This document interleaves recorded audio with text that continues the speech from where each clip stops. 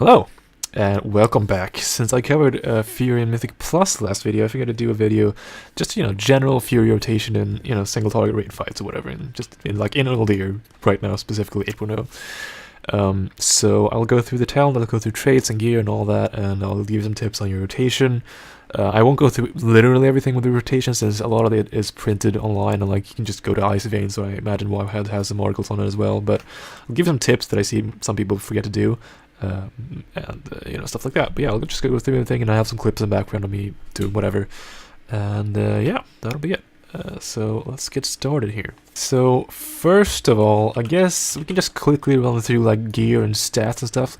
So usually with gear, at least the way it is now in Battle for Azeroth, you want to just sim everything and see what's best. That's generally the way to go, but I guess as a rule of thumb, usually for Fury, haste is best, followed by mastery, followed by strength, and followed by the rest. But again, you should sim your shit. This stuff always changes, and depending on what stats you have, other stats might be higher or lower. So always, go to raid boards or whatever, input your stuff, and sim your character to see your stat weights and go by that. And basically just look at what your main stats are, what your highest stats are, and then just, you do gems and enchants based on that. So if your highest valued stat when you sim is haste, you want to enchant for haste, and you want to gem for haste, etc, etc. Now, don't look at my gear too hard, because I am currently enchanted for crit on these two, and I have a crit gem somewhere as well in the ring. These should be haste if I was playing Fury. Right now I'm geared for arms basically, so this is for my arm setup.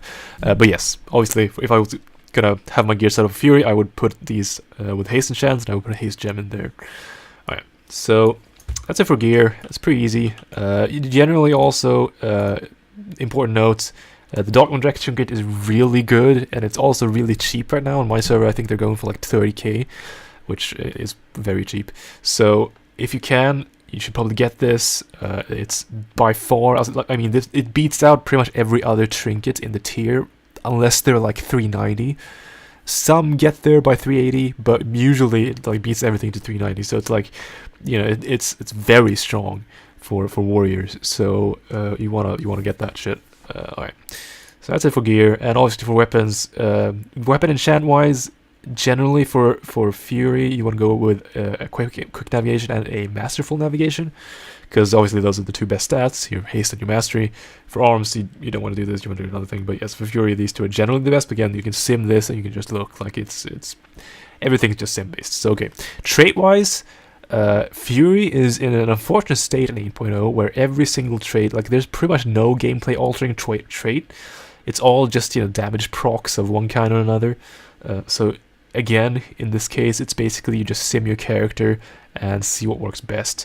I will say though, you want one of the raid traits, or Carry the Titans or Laser Matrix, because it just gives you ridiculous amounts of stats when you have the Reorigination Array stacked up high, which by now most people do.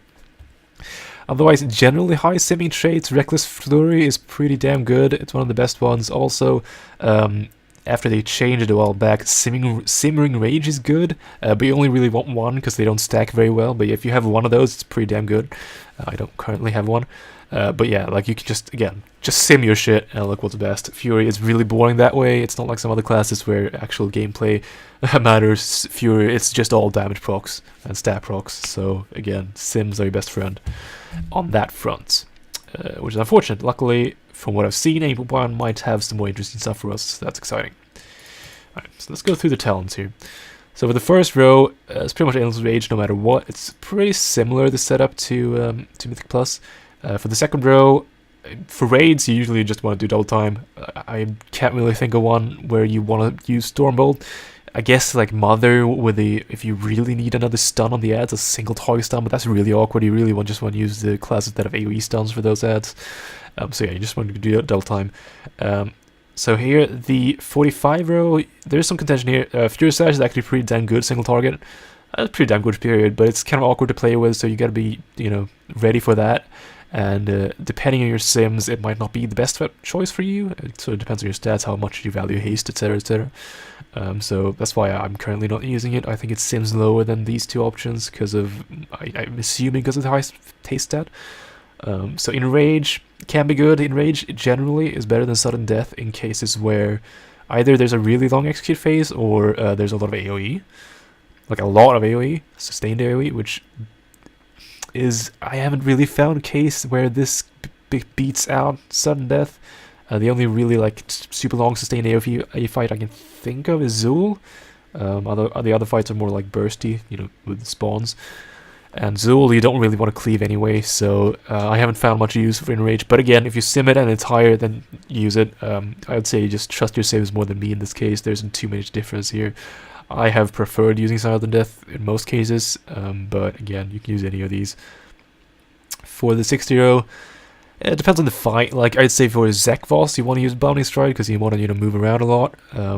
Warpaint, otherwise, is a very good choice. Generally, I'd say this is the go-to choice. Warpaint is super strong, 10% damage reduction. You know, that's up a lot of the time. It's very strong. It's just a plain good talent. So we'll do that. 75, no real question here. You want to go Carnage. The other ones don't compare at all damage-wise right now.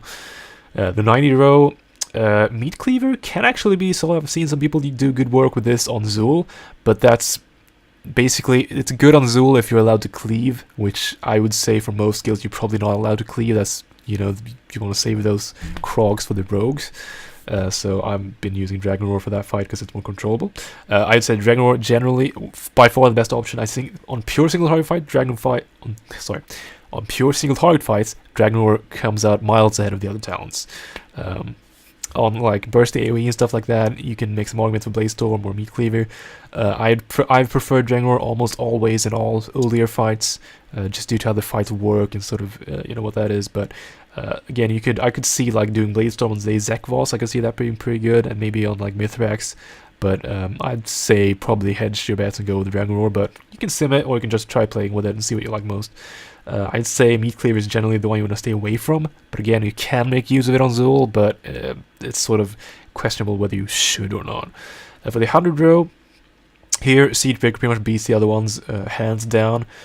I would say that anger management can be used sometimes. I've seen it used on some bosses, but by far I've had the most success with Siegebreaker, and I've seen most other people have success with the Siegebreaker. It's just very strong. You can pretty much consider this like a damage cooldown of sorts, because we don't really have a lot of those, so this is sort of your damage cooldown, sort of your Warbreaker, kind of. And yeah, I think it's fun to play with, and it's just performing really well right now, so I just stay with that. But again, maybe you can sim it, and maybe if one of these comes up ahead. I know Reckless Abandon is actually somewhat close sometimes, depending on what fight you're simming. But yeah, Siegebreaker does beat them both, and I like him quite a bit.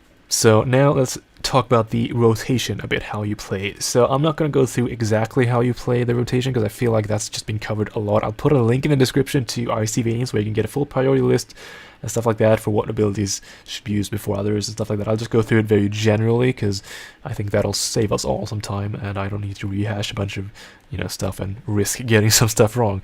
But yes, so I will just give you some tips. So generally for Fury, the way Fury does damage is it casts Rampage. It's our only rage spender, and it's the thing you want to cast as far as, you know, or as much as you can. So whenever you have 7-5 rage, cast Rampage, you know, and when you're AoEing, always Whirlwind, Cleave, and then Rampage when you can. That's the main thing. So the reason, that's also why Recklessness actually is a pretty decent DPS cooldown. It doesn't actually increase our damage very much, which means that, first of all, it doesn't stack very well with other stuff. It doesn't really affect it too much. Like, yeah, you get a bit of a crit chance bonus, but that really doesn't affect much. The thing that makes this good is it doubles your rage regeneration, which gives you a lot more rampages during the Recklessness window. It's pretty much like, usually you can probably get one off every other GCD, which is pretty damn strong. So you want to make sure you want to just cast as many rampages as possible. Also, you don't want to have any downtime. Fury is a GCD locked class, which means that we don't really ever want to not cast anything. Your filler is Whirlwind, so you want to use your Bloodthirst and Raging Blows and rampages until you can't, and when you can't, you cast Whirlwind. You always want to have something pressed. That's why, you know, sort of Fury is sort of the arthritis class. It's always been. You sort of have to click a lot, which I think is fun. Other people may not, but that's how the class is. So another thing you want to keep in mind is if you have Blade Storm or Dragon Roar Spect, you want to make sure you use it when you're enraged, and if you have Siegebreaker, you want to use it during the Siegebreaker. If you have time, you can use it between, and basically also during Recklessness, of course, because it generates rage and stuff. Usually they line up so you can use them in between Recklessness as well as during Recklessness, so you don't really have to hold anything. I'd say for Fury, you shouldn't really hold any spell too long at all. That generally sort of loses you a lot of DPS. The exception being, I'd say you can probably hold Siegebreaker a bit if you have like the Recklessness just coming off cooldown, so you can save for that. And generally, also, you want to use, let's say you have a Rampage ready and you have Siegebreaker ready, you want to use the Siegebreaker before you use the Rampage, so you get the damage bonus. You don't want to cast Rampage, have no rage, then cast Siegebreaker, so, you know, wastes a bit of Siegebreaker time. Otherwise, one important thing that does matter, which I didn't think it was a big deal at first, but then I started doing it, and it is sort of a big deal. So you look at Bloodthirst and you look at Raging Blow, right? Raging Blow has 2 stacks, right? Bloodthirst is just on a 3-second cooldown, or whatever, 3.7 seconds, I guess, cooldown. So you want to maximize your usage of these two, right? Because you generally, on, say, a single target fight, you want to Whirlwind as little as possible, because it's your least damaging spell or attack, and it's your filler. So if possible, you wouldn't want to use this at all, you know? But, I mean, you do eventually have to, obviously, but you want to make sure that you place your spells in such an order where you know, maximize, or I guess minimize your time casting Whirlwind. So, alright. So, the way you do this Raging Blow Bloodthirst is, so there is a bit of a thing here. So Bloodthirst, it does generally less damage, that's pure damage, than Raging Blow, but what Bloodthirst can do is it can enrage you, right? Which is a big deal, and it does happen quite a lot. So the way this works is, if you're not enraged, and you have both of these up, let's say this with 2 stacks, and you have Bloodthirst, both off cooldown, and you're not enraged, you want to use Bloodthirst before Raging Blow. If you are enraged, you don't want to use Bloodthirst before Raging Blow when it's at 2 stacks. But then you use it and it's on 1 stack, then you want to use Bloodthirst to maximize the amount's cooldown, so that these both are on cooldown at the same time. And then when, you know, you can't do that, you want to use Bloodthirst. So, you know, I guess I can just, basically, you attack like this, right? So here, I'm not enraged, I'm going to use Bloodthirst, okay, didn't proc anything, and then you use the Raging Blow, didn't do anything, then you use it again, then you Bloodthirst, right? So it's basically just like, you need to keep track, you sort of need to make sure that you have these close enough to your eyes, I guess, so that you can keep track of the stacks of Raging Blow, and if you Bloodthirst is on cooldown. That's the main thing, I think. That's a really big part of how Fury plays these days. You want to get that order right, because it does affect your DPS, and it gives you a lot more just uptime doing actual damage, you know? So that's a big part of it. Otherwise, like openers, generally you just charge in, you Recklessness, Siegebreaker, and just go off. You know, get yourself enraged, you cast your Dragon's Roar, and you use shit off cooldown. Generally, you want to, you know, be careful about that, but yeah. Survivability wise, we have Enraged Regen, which is basically it's a 30% DR, and it gives you some healing with Bloodthirst. You just use that whenever you can. I actually advise macroing this into the heads. I'm making a macro with a Rage Regen that also used your Healthstone. I found that to be pretty good. It's a nice little oh shit button that we have. Otherwise, defensively, we have Rallying Cry, which I would say usually you should use whenever, like, you should use it before like a big raid-wide damage ability pops off or a boss, like, you know, when Mithrax transitions, it does that big AoE thing where it gives people a bunch of stacks and whatever. You can use it before that, or like you know, other bosses. Using like the dance in Zakval's, you can use it if you really want to. But yeah, basically just any time. I mean, I don't think you should use this as a personal cooldown, but you can if your raid doesn't need this or whatever. But it's a nice thing to have to help out the raid out, you know, other than yourself. It's one of the few like raid-wide, you know, defensive cooldowns there are. Otherwise, I mean, that's pretty much it. Let's see if I missed anything. I don't really think so. You shouldn't use Victory Rush unless you really need the heal. It doesn't do any real damage, and it's a wasted GC, basically. There's some boss-specific strategies I might be able to go over, but otherwise, that's generally it for Fury DPS you want to keep in mind. I would say the main thing to practice, I think that's the big skill cap of the Fury, is getting the Raging Blow Bloodthirst sort of dance off and getting used to how that plays. But otherwise, it's fairly simple class. Obviously, for AoE, you want to. I covered this a lot in the Mythic video. That's why Mythic Plus video, which is why I didn't really go through AoE much. But yeah, basically, if you don't know, AoE gives a meat cleaver, or I guess they call it Whirlwind now, which cleaves your next 2 attacks. So you want to just, you know, weave your abilities between whirlwinds. Oh yeah, shit, another thing I forgot. Execute. You only really want to execute, even, like, only want to use sudden death procs when you're enraged. That's a big thing. So, and just basically, just use execute when enraged. Make sure you're enraged before doing it. This is a mistake I make sometimes, I forget it.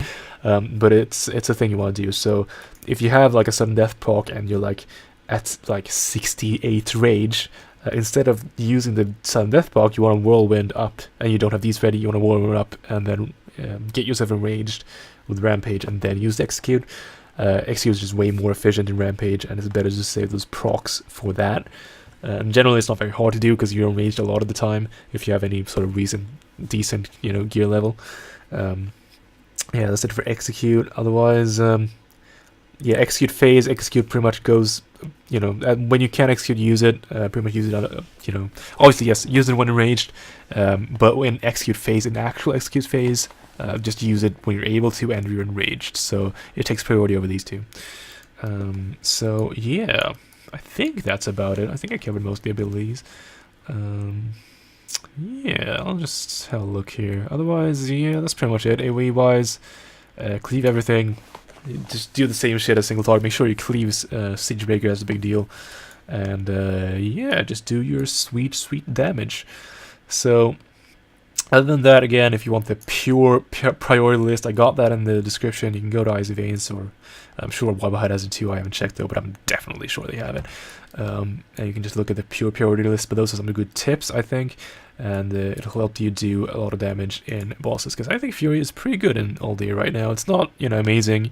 Arms is generally better, but it's fun and it's not bad. So yeah. That's pretty much it. Thanks for watching, and if you have any questions, leave them below, or just message me, or whatever, and I'll try and get to them. I'm not the best WoW player in the world, but I think I know this class pretty well, so... Alright, thanks for watching, I'll see you next time.